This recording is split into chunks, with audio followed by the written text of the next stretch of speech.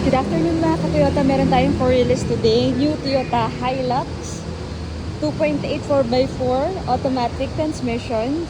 Ito yung 4x4 na B variant, guys. Start with 2,553,000 pag yung emotional red. Then less ng 20,000 magiging 2,533,000 sa black, gray, white na variant oxide. Yan.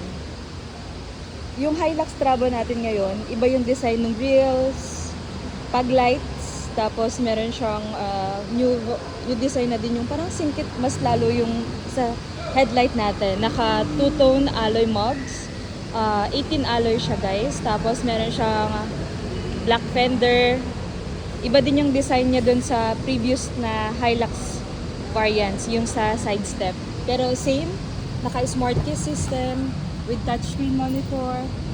Ayan. Check natin dito sa second row. Ito yung design nun, second row natin, guys. Ayan.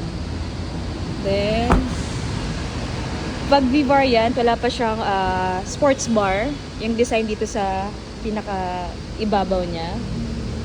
Meron dito yung assist pag aakyat tayo dun sa side.